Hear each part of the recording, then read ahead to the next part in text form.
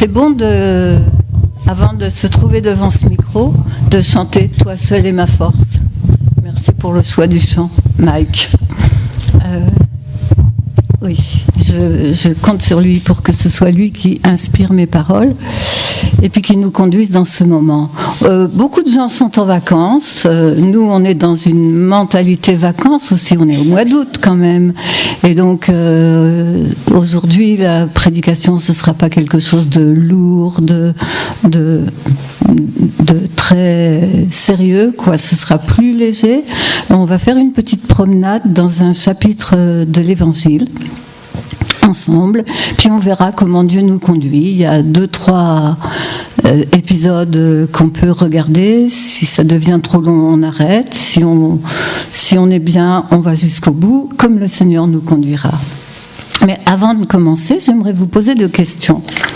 La première, est-ce que ça vous est déjà arrivé en bon chrétien, vous prenez votre Bible le matin ou peut-être le soir, mais vous voulez honorer Dieu, vous voulez être rempli de lui pour la journée, donc vous prenez votre Bible et puis vous lisez le passage et vous refermez votre Bible et puis moi ça m'arrive de me demander après, mais au fait, qu'est-ce que tu as lu ? J'ai oublié, surtout quand, comme ça m'arrive en ce moment, une de mes filles m'a inscrite, c'est pas toi Laetitia, m'a inscrite sur un plan de lecture de la Bible en un an. Elle s'est arrêtée en route, mais moi je continue. Et c'est un peu le TGV quand il y a 5-6 chapitres, on finit par faire... par croire qu'on honore Dieu, peut-être en lisant tant, mais si on ne retient pas, c'est pas très efficace. Alors des fois je me console en me disant mais oui, mais je ne me souviens plus non plus de ce que j'ai mangé hier et puis ça me nourrit quand même, donc on est indulgent avec soi-même, hein. Puis une autre question, si je vous disais, je pense il n'y a pas trop de jeunes, c'est peut-être eux que ça concerne le plus, mais si je vous disais qu'on va lire un passage bien connu, genre, je sais pas, la parabole du semeur, le fils prodigue, est-ce qu'il n'y en aurait pas parmi nous qui se diraient « Oh, mais je connais déjà, j'ai déjà entendu plusieurs prédications là-dessus, qu'est-ce que je peux apprendre ? Est-ce que je ne vais pas m'ennuyer un petit peu ce matin ?» Alors, je sais que des fois, on prend la Bible et puis on lit justement des histoires qu'on connaît certaines fois par cœur. Et puis, comment faire pour que ça garde de la saveur, que ça nous apporte encore quelque chose ? Alors, il y a plusieurs approches possibles. Vous en avez certainement d'autres que les miennes, mais celle à laquelle j'ai pensé aujourd'hui, c'est de déplacer le focus, de déplacer je trouve pas le mot, le projecteur. Alors on va prendre justement quelques épisodes qui sont dans Marc chapitre 6, mais évidemment que l'évangile, il est fait pour raconter la vie de Jésus. Évidemment que c'est le message central. Évidemment que c'est le plus important. Mais quand justement ça devient tellement routine dans notre vie que ça ne nous apporte plus rien ou pas grand-chose, ça peut être bon de changer son fauteuil de place et j'ai pensé ce matin par exemple, voir le chapitre 6 de Marc avec les yeux des disciples. Alors, je ne sais pas si vous avez un disciple préféré ou si vous décidez d'être le disciple Mike ou le disciple Françoise ou comme vous voulez. Mais en tout cas, on va essayer de lire cette histoire qu'on connaît bien, je pense, la plupart d'entre nous, mais de la lire avec l'œil d'un disciple. Donc, on va commencer... Dans Marc 6, on ne va pas tout lire, ce sera des petits morceaux qu'on prendra par-ci par-là. Marc 6, verset 6. Jésus vient d'être un peu rejeté dans sa ville de Nazareth et il s'étonne de leur incrédulité. Et puis, il nous est dit, Jésus parcourait les villages des environs en enseignant. Alors il appela les 12 et commença à les envoyer 2 à 2, et il leur donna autorité sur les esprits impurs. Ah, je me dis, les disciples. Je suis un disciple là. J'ai toujours suivi Jésus. J'ai profité de son enseignement. Je l'ai vu faire des miracles. Je l'ai vu même ressusciter une petite fille. Je l'ai vu chasser des démons. Ah ouais, mais le faire moi-même, c'est quand même autre chose, non ? Il va nous laisser partir tout seul. Il ne va pas nous accompagner. On ne peut pas le joindre sur notre portable. Pas possible. Et je ne sais pas ce qu'ils ont pensé, ça ne nous est pas dit, mais je me dis, qu'est-ce que j'aurais pensé, comment est-ce que j'aurais réagi, moi ? Il y a peut-être les impétueux qui se sont dit, waouh, super, à notre tour d'y aller maintenant, on fonce. Et d'autres qui se sont dit, oups, et si ça ne marche pas ? Je ne sais pas, mais on peut essayer de se dire, moi, disciple de Jésus, s'il m'envoie parler de lui, comment est-ce que je vais réagir ? Ça peut nous interpeller. Il faut remarquer aussi qu'il les a envoyés, il ne les a pas accompagnés, mais quand même, il leur a donné l'autorité sur les esprits impurs. Quand Dieu nous envoie quelque part, c'est jamais tout seul. S'il ne nous donne pas l'autorité, si je n'étais pas sûre que l'Esprit de Dieu est avec moi ce matin, je ne serais pas devant vous. Mais quand il nous demande quelque chose, il nous donne la provision dont on a besoin pour faire cette chose. Donc Jésus les envoie. Il leur recommande de ne rien prendre pour le voyage, sauf un bâton, de n'avoir ni pain, ni sac, ni argent dans la ceinture, de chausser des sandales et de ne pas mettre de chemise. Oh, encore un défi là. Mais Seigneur, et si on rencontre que des gens méchants dans un village et que personne nous accueille, que personne nous offre l'hospitalité, on va manger quoi ? Et si on doit acheter quelque chose, on part sans argent. Tu nous demandes là quelque chose de vraiment difficile, même quand on marche avec toi. Et il y a Judas qui tient la bourse là dans un coin. Là, tu nous envoies sans rien. Et pourquoi est-ce que Jésus faisait ça ? Parce que il voulait qu'ils comptent uniquement sur le Seigneur, uniquement sur la provision que Dieu allait leur donner. Et je reviens en arrière au chapitre 4 pour vous dire, quand même, ces disciples, c'est ceux à qui il avait dit un jour de tempête où ils avaient peur, il l'avait réveillé dans la barque et il leur avait dit, pourquoi êtes-vous si craintifs ? Comment se fait-il que vous n'ayez pas de foi ? Il ne leur a pas dit, vous avez une petite foi. Il a dit, mais comment ça se fait ? Vous n'avez pas de foi. C'était fort quand même. Et juste après ça, la page suivante, il les envoie tout seul. Mais c'est parce que lui, il a foi en ce que Dieu veut faire et il a foi qu'eux vont entrer dans le projet de Dieu. Mais c'était, à vue humaine, on dirait c'est un peu risqué d'envoyer des jeunes comme ça, 1 an ou 2, qui me connaissent, pas plus évidemment. C'est dangereux, hein ? Mais Jésus les envoie. Et à nous aussi, il fait confiance. Et quand il nous envoie quelque part, il nous accompagne. Puis je passe au verset 12.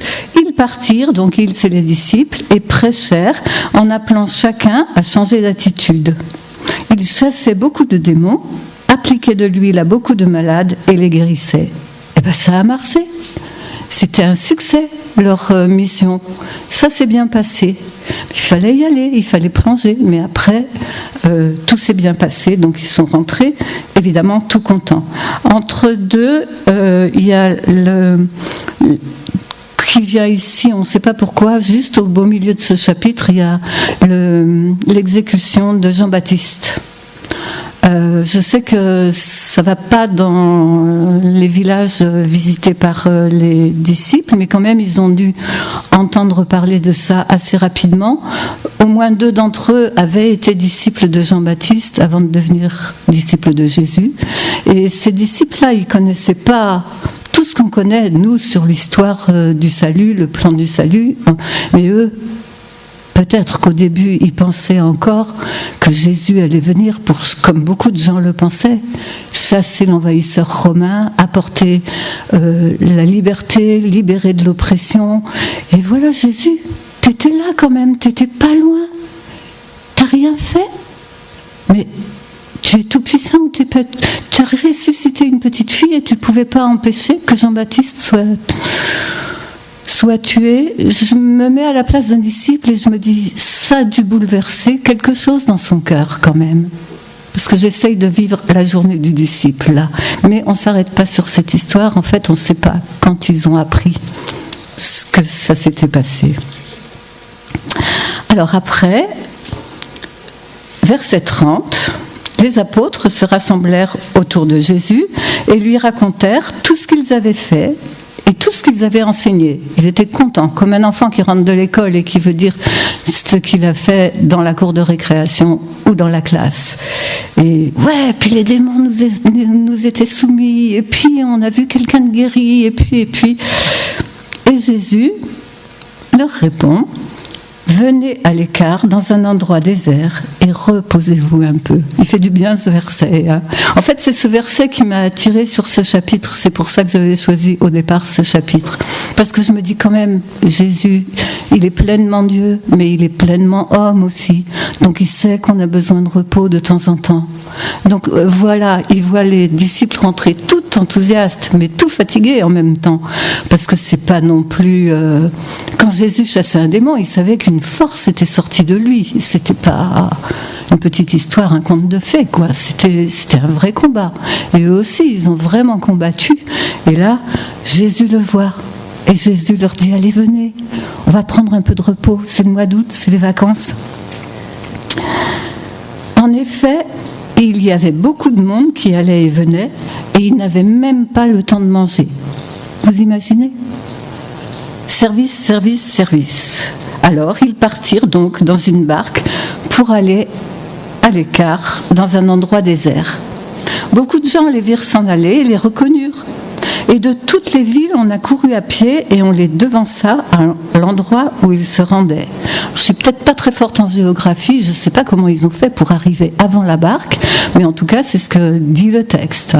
Les gens assoiffés de la vérité, assoiffés des histoires de Jésus, assoiffés de voir aussi ou de vivre des guérisons, des libérations, ils ont devancé la barque. Et notre repos alors. Et puis, quand il sortit de la barque, Jésus vit une grande foule et fut rempli de compassion pour eux. C'est Jésus.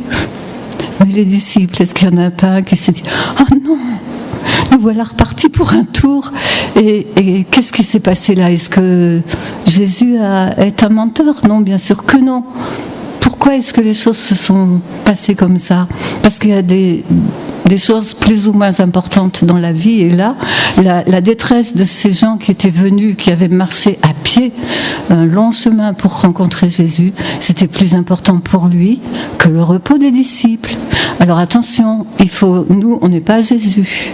Nous, on n'est pas là pour répondre à tous les besoins de tous les gens qui nous entourent. Avertissement particulier aux pasteurs, parce que souvent ils ont ce désir de répondre à tous les besoins. Mais non, c'est Dieu qui connaît tous les besoins et qui peut envoyer quelqu'un d'autre si nous-mêmes on est trop fatigués. Attention que quand on est impliqué dans le service de Dieu, nos enfants ne soient pas négligés et que notre propre sommeil ne soit pas négligé. Mais c'est vrai qu'il y a des moments où il faut donner un bon coup de collier. C'est comme dans un entraînement militaire, il y a des moments où il faut aller presque au-delà de ses forces. Et là, c'est ce qui s'est passé pour les disciples. Mais remarquez, disciples exemplaires. Non, je rigole pas, je le dis sérieusement, parce qu'on a tendance, quand on voit les personnages, on va dire oui, Pierre, l'impétueux, celui qui a renié Jésus, on voit souvent les défauts, on voit pas quand c'est bien. Et ben moi, je trouve que je leur tire mon chapeau là. On n'entend pas dire qu'ils soient descendus dans la rue, qu'ils aient manifesté, qu'ils aient contesté. Ils suivent Jésus. Bravo.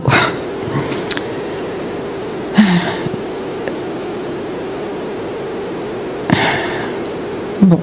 Alors Jésus se met à leur enseigner beaucoup de choses.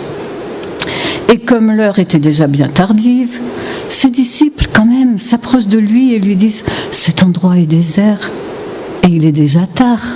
Renvoie-les afin qu'ils aillent dans les campagnes et dans les villages des environs pour s'acheter du pain, car ils n'ont rien à manger. » Ben oui, quand même. Ils se disent nos ventres commencent à gargouiller, mais les leurs aussi.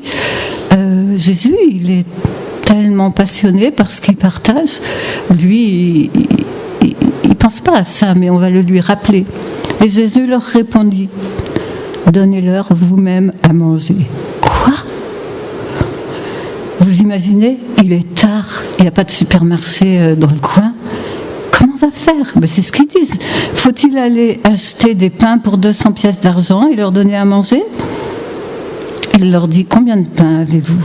Allez voir. » Ils s'en assurèrent et répondirent « 5 et 2 poissons. » Alors il leur ordonna, essayez d'imaginer ça, de les faire asseoir par groupe sur l'herbe verte. Ils s'assirent par rangées de 100 et de 50. Et les disciples fatigués ont dû commencer à compter les gens comme on compte les moutons pour faire des rangées de 100 et des rangées de 50. J'espère qu'ils ont eu un peu d'aide parce qu'à 12, étant donné qu'il y avait 5000 hommes, sans compter les femmes et les enfants, non, ça c'était la veille. Peut-être que tous n'étaient pas venus là. Mais enfin, c'était quand même beaucoup. Alors, Jésus prit les 5 pains et les 2 poissons, leva les yeux vers le ciel et prononça la prière de bénédiction. Puis il rompit les pains et les donna aux disciples afin qu'ils les distribuent à la foule. Il partagea aussi les 2 poissons entre tous. Tous mangèrent et furent rassasiés. Et l'on emporta 12 paniers pleins de morceaux de pain et de ce qui restait des poissons. Ceux qui avaient mangé les pains étaient au nombre de 5000 hommes. C'est bien ça. Bon, alors ça, j'en parle pas parce que c'est ce qu'on entend toujours, ce que Jésus a fait. Et c'est vrai que c'est le plus important. Mais aujourd'hui, j'aimerais bien qu'on se concentre sur les disciples qui ont vécu tout ça. Beaucoup, beaucoup d'émotions, beaucoup de fatigue et beaucoup de belles choses en même temps. Évidemment, ça peut pas durer tout le temps. Mais ce jour-là, c'était comme ça. Il y a une sœur de l'église, elle n'est pas là aujourd'hui, qui me dit quelquefois, on parlait de ce chapitre, elle me dit, moi j'appelle ça la folle journée des disciples. Parce que c'était vraiment une folle journée, parce que ça ne s'arrête pas là. Aussitôt après, il obligea les disciples à monter dans la barque. Je me demande pourquoi il est obligé de les obliger.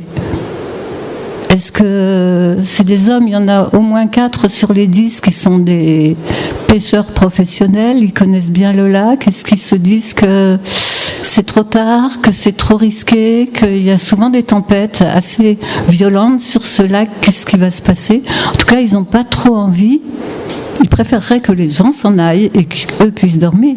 Mais Jésus les oblige à monter dans la barque, et ils montent. Et à les précéder de l'autre côté, sur l'autre rive, vers Bethsaïda, pendant que lui-même renverrait la foule. C'est lui qui renvoie la foule. Et quand il l'eut renvoyé, il s'en alla sur la montagne pour prier. Alors même si on parle des disciples aujourd'hui, on ne peut pas ne pas s'arrêter sur le fait que quel que soit son emploi du temps, Jésus prenait toujours le temps pour prier. Parfois très tard le soir, parfois très tôt le matin, mais toujours il y avait une place pour la prière dans sa vie, même s'il était fils de Dieu. Et le soir venu, la barque était au milieu du lac et Jésus était seul à terre.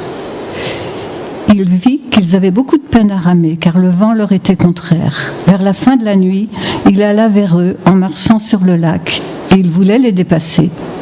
Quand ils le virent marcher sur le lac, ils crurent que c'était un fantôme. Mais ce n'est pas des petites filles qui lisent des contes de fées, c'est des hommes, des robustes, des gens qui savent travailler de leurs bras, des durs, quoi. Et ils croient voir un fantôme. Ils doivent être vraiment fatigués, je pense. Et ils poussèrent des cris, car ils le voyaient tous, et ils étaient affolés. Jésus leur parla aussitôt et leur dit « Rassurez-vous, c'est moi, n'ayez pas peur. » déjà, c'est ce qui s'était passé au chapitre 4, que je ne vous ai pas lu, mais j'ai dit ce qui s'était passé. Il y avait eu la tempête là, et Jésus avait calmé la tempête. Donc, logiquement, ils auraient pu savoir que Jésus n'était pas loin et que ça allait bien se terminer. Mais non, là, ils ont été pris de panique. Mais des fois aussi, c'est vrai que quand on est fatigué, on a des réactions exagérées. Voilà, on va dire ça à l'heure des choses. Puis il monta près d'eux dans la barque et le vent tomba.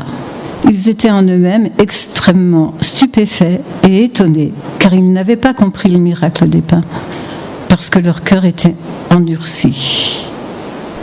Voilà, je pense que on peut s'arrêter là, on pourrait continuer, mais le message que je voulais faire passer, c'est si vous trouvez que c'est trop la routine de voir cet épisode seulement comme Jésus l'a vécu, faites-le avec les disciples. Et puis pour un autre texte, faites autre chose, mettez le focus un peu autrement pour que ça donne une nouvelle fraîcheur au texte.